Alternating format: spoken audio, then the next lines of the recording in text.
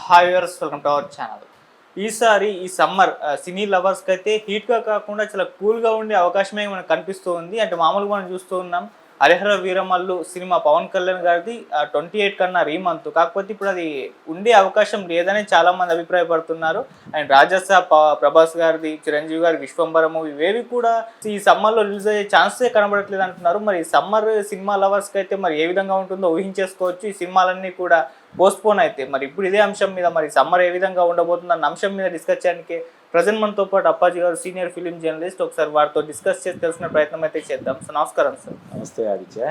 Sir ఇప్పటివరకు వచ్చిన information ప్రకారం మనం చూస్తుంటే సార్ హరిహర వీరమల్లు కూడా మార్చి 28 అన్నారు, కానీ అది కూడా పోస్ట్పోన్ అయ్యే అవకాశాలే కనిపిస్తున్నాయని చెప్పేసి కూడా అంటున్నారు. అదే రోజు రెండు సినిమాలు వస్తున్నాయి, Nitin the Robin Hood, Pawan Kalyan సినిమా మీద పోటీగా వాళ్ళు వేసే సాహసం చేయరు కదా. ఆ రెండు సినిమాలు అనౌన్స్ చేసినప్పుడే ఈ హరిహర వీరమల్లు ఈ రాదు, మార్చి 28 రాదు అన్నది ఫిక్స్ అయిపోయింది.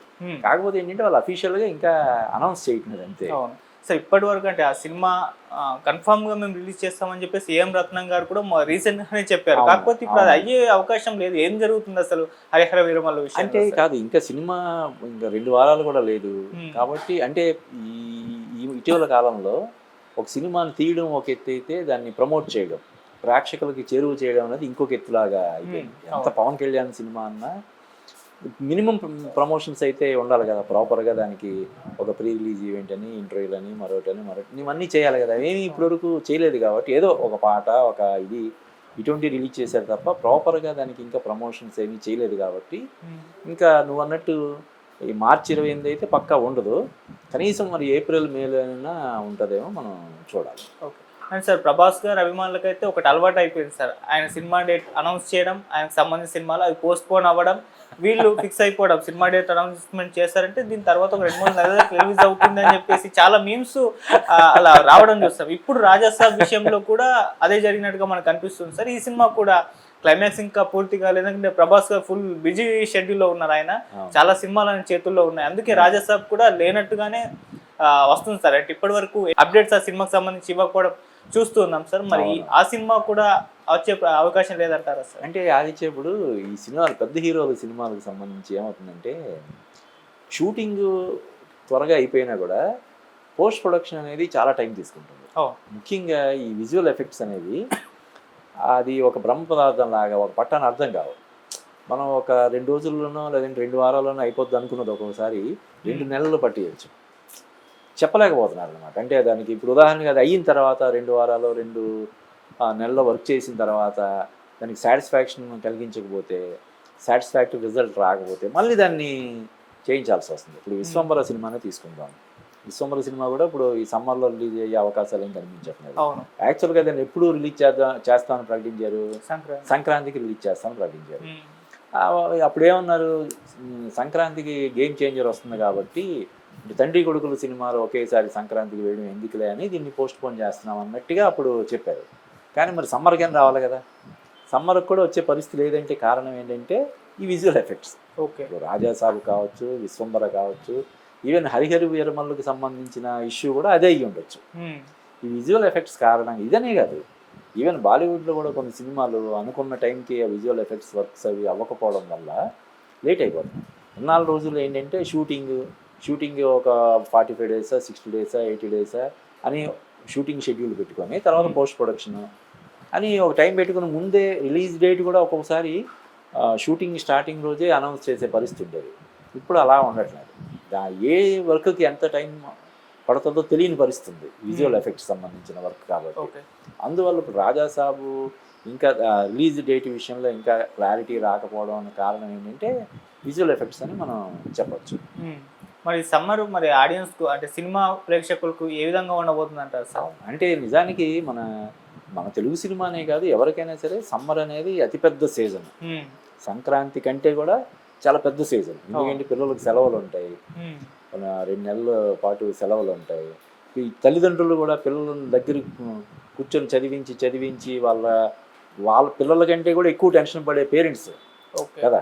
ఇంచుమించుగా పిల్లల ఎగ్జామ్స్ జరుగుతున్నాయంటే ఇంట్లో 144 సెక్షన్ లాగా ఉంటుంది. పెళ్ళిళ్ళకి వెళ్ళడం ఉండదు, ఫంక్షన్లకు వెళ్ళడం ఉండదు, రిలేషన్స్ కొంచెం స్ట్రెయిన్ అయినా పర్లేదు, పిల్లలు చదువు మాత్రం పాడవకూడదు అన్నంత శ్రద్ధ తీసుకుంటారు.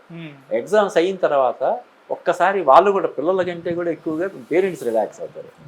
మనకి రిలాక్సేషన్ అంటే ఏంటి? Cinema best option. తక్కువ ఖర్చులో రిలాక్స్ అవ్వడానికి ఉండే అవకాశం సినిమా కాబట్టి సినిమాని ప్రిఫర్ చేస్తారు. కానీ ఇప్పుడు చూస్తే నువ్వు అన్నట్టు పెద్ద హీరోల సినిమాలు ఏవి సమ్మర్కి ఓన్లీ నాని సినిమా ఒకటి కనిపిస్తుంది మే 1, తర్వాత రవితేజ మే 9 ఉంది. కాబట్టి అంటే ఆల్రెడీ హిట్ 3 ట్రైలర్ చాలా బాగుంది. ప్లస్ నాని ఇచ్చిన స్టేట్మెంట్ ఉంది, కోర్టు సినిమా మీకు నచ్చకపోతే హిట్ 3 సినిమా మీరు చూడకండి అంటే డెఫినెట్గా కోర్టు సినిమా బాగుంటుంది, హిట్ కూడా బాగుంటుందని అతను చెప్పకనే చెప్పాడు కాబట్టి దాని మీద మంచి అంచనాలు ఉన్నాయి. పైగా 1, 2 కూడా హిట్ కదా, హిట్ ఫ్రాంచైజ్ కాబట్టి దాని మీద మంచి ఎక్స్పెక్టేషన్స్ ఉన్నాయి. ఇక రవితేజ నాకు తెలిసి ధమాకా తర్వాత అతనికి వరుసగా ఫ్లాప్లే కదా, ఎన్ని సినిమాలు 4, 5 రామారావు అండ్ డ్యూటీ, ఏగెల్లో, రావణాసుర, మిస్టర్ బచ్చన్ ఇలాగా 4, 5 సినిమాలు వచ్చాయి. అంటే ధమాకా తర్వాతనా వాల్తేరు వీరయ్య? అవును సార్, చిరంజీవి, అది చిరంజీవి అకౌంట్లో పడుతుంది కాబట్టి ధమాకా తర్వాత రవితేజకి హిట్ లేదు. దానివల్ల కూడా ఇప్పుడు మాస్ జాతర, అందులోనూ సితారా ఎంటర్టైన్మెంట్స్ నుంచి వస్తున్న సినిమా కాబట్టి ఈ మధ్యకాలంలో సితారా వాళ్ళకి సక్సెస్ రేట్ చాలా బాగుంది. వాళ్ళ బ్యానర్ నుంచి ఓ సినిమా వస్తుందంటే డెఫినెట్గా హిట్ అవుతుందనే ఒక ఎక్స్పెక్టేషన్స్ ఆడియన్స్లో ఉంటున్నాయి. దానికి తోడు ధమాకా తర్వాత రవితేజ శ్రీలీల కాంబినేషన్లో వస్తున్న సినిమా, దీనికి తోడు మళ్ళీ రవితేజ 75వ సినిమా, హీరోగా అతను రవితేజ 75వ సినిమా. ఇన్ని ప్రత్యేకతలు ఉండడం వల్ల ఆ సినిమా మీద కూడా అంచనాలు ఉన్నాయి. నానిది ఈ 2 సినిమాల మీద అంచనాలు ఉన్నాయి. ఇంకా కుబేరా ఎప్పుడు? కుబేరా ఏప్రిల్ అనుకుంటాను. ఏప్రిల్? అదే కుబేరా ఈ నాగార్జున సినిమా వచ్చే అవకాశం ఉంది. దాని అంటే శేఖర్ కమ్ముల దర్శకత్వంలో వస్తున్న సినిమా, ధనుష్, రష్మిక, నాగార్జున వీళ్ళందరూ యాక్ట్ చేసే సినిమా కాబట్టి ఆ సినిమా కూడా చాలా బాగుండడానికి అవకాశాలు ఉన్నాయి. ఇవే అనుకుంటున్నా కదా, ఈ 3 సినిమాలైనా సమ్మర్కి ప్రజెంట్ అయితే ఇవి అంటే మనకు గుర్తింపు. మిగతా అన్ని మామూలు సినిమాలు, పెద్ద హీరోల సినిమాలు. చిరంజీవి, బాలకృష్ణ సినిమా లేదు, వెంకటేష్ సినిమా లేదు, పవన్ కళ్యాణ్ది డౌట్. మరి మార్చిలో కాకుండా ఏప్రిల్, మేలో రావడానికి అవకాశం ఉంది ప్రస్తుతానికి. పవన్ కళ్యాణ్ సినిమా సమ్మర్లో రావడానికి కొంచెం అవకాశం ఉంది. ఇంకా ఎన్టీఆర్ సినిమా ఆగస్ట్ కదా, ఆగస్ట్ 15 ఇప్పుడు ఫిక్స్ చేసి పెట్టుకున్నారు, చూడాలి.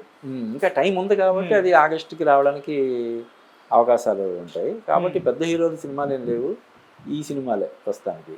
ఓకే సరే, పవన్ కళ్యాణ్ గారి సినిమా అంటే 28 నుంచి పోయినా కూడా మళ్ళీ ఏప్రిల్ ఆర్ మేలో రిలీజ్ అయ్యే అవకాశాలు ఉన్నాయి. సమ్మర్కి పవన్ కళ్యాణ్ గారి సినిమా ఉంటుందని ఎక్స్పెక్ట్ చేసుకోవచ్చు. అంటే అటు ఇటు అయినా లేట్ అయినా కానీ గ్యాప్ చేయొచ్చు. అంటే వాళ్ళు యాక్చువల్గా మార్చి 28కే రావడానికి విశ్వ ప్రయత్నం చేశారు. మొన్నటి వరకు కూడా మార్చి 28 వస్తుందని చెప్పి వాళ్ళు అనౌన్స్మెంట్లు ఇస్తూ వచ్చారు కదా. వాళ్ళకి సంబంధించిన ప్రమోషనల్ మెటీరియల్ ఏది వచ్చినా కూడా మార్చి 28 వస్తుందని చెప్పారు. అంటే ఎప్పుడు ఇందాక నేను ఉన్నట్టు ఎప్పుడైతే నితిన్ రాబిన్హుడ్, సితారా వాళ్ళది మ్యాడ్ స్క్వేర్ 2 సినిమాలు మార్చి 28 వస్తున్నాయనే ప్రకటన వచ్చిందో అప్పుడు ఓహో హరిహర వీరమల్లు రావడం లేదన్నమాట అని అప్పుడు అందరూ అనుకున్నారు. అప్పటి వరకు హరిహర వీరమల్లు వచ్చేస్తుందని అనుకున్నారు కదా. కాబట్టి అంటే మార్చి 28నే విడుదల చేయడానికి సర్వసన్నాహాలు చేసుకున్నారు. కాబట్టి లాస్ట్ మినిట్లో ఒక 10 days వరకు, 1 day వరకు, 1 week వరకు ఉండి లేట్ అయ్యి ఉంటే ఖచ్చితంగా అది ఏప్రిల్, మేలో రావడానికి అవకాశాలు ఉన్నాయి. ఓకే, సో ఒకటైతే ఎక్స్పెక్ట్ చేయొచ్చు, ఫ్యాన్స్ హోప్స్ అయితే పవన్ కళ్యాణ్ సినిమా కూడా ఈ సమ్మర్కి రావడానికి ఉంది. అంటే అదే పెద్ద సినిమా అవుతుంది ఈ సమ్మర్కి వచ్చే పెద్ద సినిమా హరిహర వీరమల్లే అవుతుంది. పైగా దానికి సాంగ్స్ బాగున్నాయి, అన్నీ ఇప్పటివరకు రిలీజ్ చేసినటువంటి పవన్ కళ్యాణ్ పాడిన పాట కావచ్చు, ఇవన్నీ బాగున్నాయి. కాబట్టి ఆ సినిమా పట్ల కూడా మంచి అంచనాలు ఉన్నాయి. వస్తే మాత్రం ఖచ్చితంగా ఇప్పుడు సినిమాలు కూడా ఏం లేవు, కాంపిటీషన్ కూడా ఏమి ఉండదు. కాబట్టి సమ్మర్ విన్నర్ హరిహర వీరమల్లు అవ్వడానికి అవకాశాలు పుష్కలంగా ఉన్నాయి. ఓకే, సో ఈ గ్యాప్లో అంటే స్టార్ హీరోల సినిమా అంటే సమ్మర్కి పెద్ద రాకపోవడం చిన్న సినిమాలు లేకుంటే మీడియం రేంజ్ సినిమాలన్నీ కూడా వర్కౌట్ అయ్యే అవకాశాలు మనకు కనిపిస్తాయి. ఎందుకంటే మామూలుగా ఒక స్టార్ హీరో సినిమా వచ్చిందంటే ఆ గ్యాప్లో ఇటుపక్క చిన్న సినిమాలు రిలీజ్ అవ్వడానికే ఉండవు. ఎందుకంటే అదే లాక్కుపోతుంది. అంటే ఇప్పుడు ఎవరైనా సాహసం చేసి రిలీజ్ చేస్తానంటే కూడా థియేటర్లు ఇచ్చేవాళ్ళు ఎవరు ఉంటారు? థియేటర్లు దొరకవు. పవన్ కళ్యాణ్ సినిమా హరిహర వీరమల్లు రిలీజ్ అవుతుంది. వేరే వాళ్ళు ఎవరైనా ప్రొడ్యూసర్ సాహసం చేసి పవన్ కళ్యాణ్ సినిమాతో పాటు నాది కూడా రిలీజ్ చేసుకుంటానని ముందుకు వచ్చినా కూడా థియేటర్లు ఎవరు ఇస్తారు? మన 2 రాష్ట్రాల్లో ఎన్ని థియేటర్లు ఉన్నాయో అన్ని థియేటర్లో కూడా పవన్ కళ్యాణ్ సినిమాని అంటే టాక్ బాగుండకపోతే అది వేరే విషయం. ఫస్ట్ 3 days అయితే మొత్తం ఈ సినిమానే ఉంటాం. ఇంకొకటి ఏంటంటే ఇప్పుడు మొన్న 7వ తారీఖు రిలీజ్ అయిన సినిమాలు ఒకే రోజు 14 సినిమాలు. అంటే అసలు వినడానికి కూడా 14 సినిమాలు ఒక వారంలో రిలీజ్ అవ్వడం అంటే దానికి తోడు ఇప్పుడు కొత్తగా ట్రెండ్ ఏంటి, గతంలో హిట్ అయిన సూపర్ హిట్ అయిన సినిమాలు ఫ్రెష్గా రిలీజ్ చేస్తున్నారు. ఇప్పుడు మొన్న సీతమ్మ వాకిట్లో సినిమా చెట్టు ఇలాగా నెలకు కనీసం ఒక పెద్ద హీరో సినిమా రిలీజ్ అవుతుంది. ఒక పక్క డబ్బింగ్ సినిమాలు అంటే తమిళ్ నుంచి హిందీ నుంచి డబ్బింగ్ సినిమాలు. ఇంకా చిన్న సినిమాలు ఏంటంటే నిజంగా చెప్పాలంటే పాపం చితికిపోతున్నారు.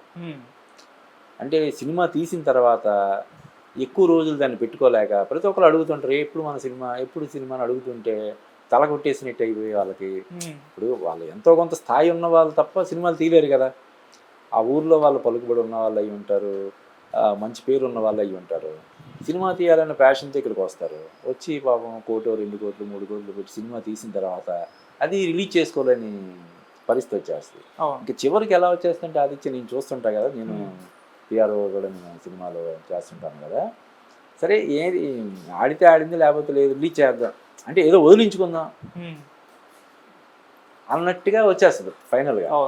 సరే కొద్ది రోజులు ఆగి మనం చేద్దాం అనే ఇది కాకుండా సరేలే ఇంకా అని ఒక విరక్తితో తీసుకునే నిర్ణయాల వల్ల ఒకేసారి వారానికి జనరల్గా ఎంత సినిమా పిచ్చోళ్ళన్నా కూడా 2 సినిమాలు చూస్తారు, 3 సినిమాలు చూస్తారు. ఈ 14 సినిమాలు చూడాలంటే రోజుకి 2 సినిమాలు చొప్పున చూడాలి కదా. సినిమాలన్నీ కొంతమంది ఉంటారు రిలీజ్ అయిన ప్రతి సినిమా కూడా చూసాము అని ఓ రికార్డు లాగా పెట్టుకోవడానికి వాళ్ళు ప్రయత్నం చేస్తుంటారు.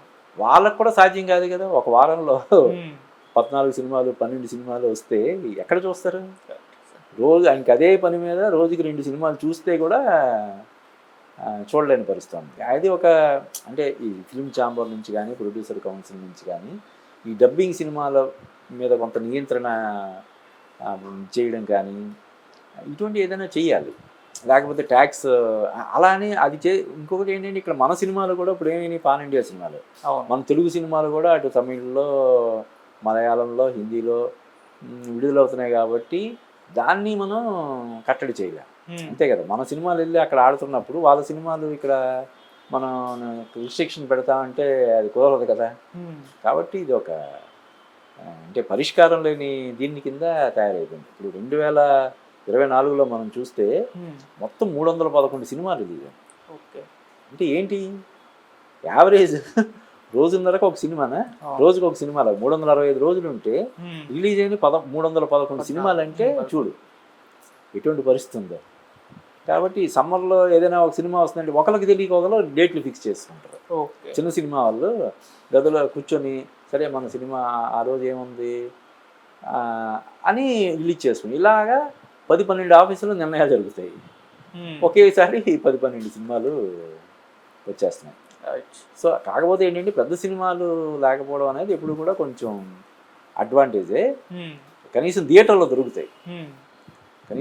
దొరుకుతాయి. కాబట్టి ఈ సమ్మర్ని ఈ చిన్న సినిమాలు ఎంతవరకు సద్వినియోగం చేసుకుంటాయి అన్నది మనం వేచి చూడాలి. ఓకే, ఇంకో ఎఫెక్ట్ కూడా చిన్న సినిమాల మీద పడే అవకాశం ఉందని అంటున్నారు సార్. అది కూడా IPL 24 నుంచి స్టార్ట్, మరి 22 నుంచి సార్.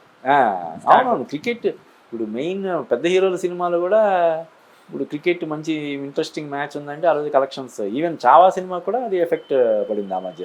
అవును, ఇంపార్టెంట్ మ్యాచ్ ఉన్న రోజు కలెక్షన్స్ డ్రాప్ అయింది. అదొకటి. అంటే మూలిగే నక్క మీద తాటిపండు పట్టేట్టు అసలే జనాలు థియేటర్లకి రావడం లేదు చిన్న సినిమాల కంటే. ఇంకా ఇంట్లో కూర్చొని క్రికెట్ చూసేటప్పుడు అదేంటి ఇప్పుడు మనం చూసే సినిమాల్లో రీల్కి ఎంటర్టైన్మెంట్ ఉంటుందో మనకి ఉంటుందో లేదో తెలియదు, కానీ క్రికెట్లో అయితే ప్రతి బాల్కి ఎంటర్టైన్మెంటే కదా. అవును సార్. అది 4 అవుతుందా 6 అవుతుందా లేదంటే క్లీన్ బౌల్డ్ అవుతాడా ఇలాగా ఉంటాయి కదా. అవును. ఇవి ఇంట్రెస్టింగ్గా ఉంటుంది కాబట్టి అందరూ కూడా టీవీలు అతుక్కుపోయి హ్యాపీగా చూసుకుంటారు, లేదంటే ఫోన్లో అయినా చూసుకుంటారు తప్ప థియేటర్లకు వెళ్ళట్లేదు. అది కూడా ఒక రకమైనటువంటి, అంటే ఒకప్పుడు క్రికెట్ అనేది చాలా పరిమితంగా కొంత ఉండేది, ఇప్పుడు విస్తృతం అయిపోయింది. అయినా సరే మరి జనాలకి పెద్దగా దాని మీద ఎక్కువైనప్పుడు ఏం చేయాలంటే కొంత బోర్ కొట్టాలి, ఎక్కువైపోయింది అని చెప్పి చిన్న ఇది రావాలి, యాంటీ ఇది ఉండాలి. ఇదేమో పెరుగుతూ ఉంది క్రికెట్ సంబంధించి